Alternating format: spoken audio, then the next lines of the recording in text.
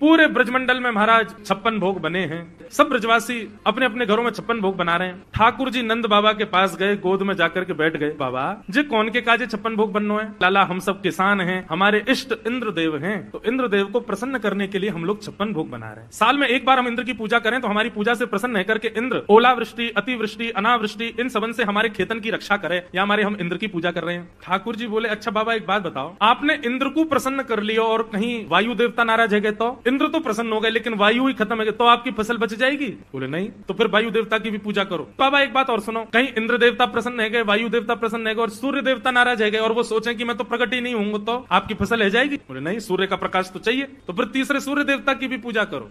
और सब प्रसन्न है गए, वरुण देवता नाराज हो गए तो जल ही नहीं डालोगे तो बीज उत्पन्न कैसे होगा? पिताजी यदि आप ऐसे एक एक देवता को प्रसन्न करोगे तो 33 करोड़ देवता हैं, सबके चाहवे से ही हमारी खेती बाड़ी चल रही है। एक देवता भी नाराज हो जाए तो हम कुछ नहीं कर सकते, लेकिन 33 करोड़ देवताओं को पूजने का विधान नहीं है। पत्तों में जल नहीं डाला जाता है, वृक्ष की जड़ में जल डाला जाता है, पत्ते अपने आप पुष्पित और पल्लवित हो जाते हैं। ये 33 कोटि देवताओं की जड़ के रूप में नारायण हैं, यदि आप उनको निवेदित करोगे तो सब देवता प्रसन्न हो जाते हैं और वही नारायण हमारे ब्रजमंडल में गोवर्धन रूप में विराजमान। चलो सब गोवर्धन की पूजा करेंगे।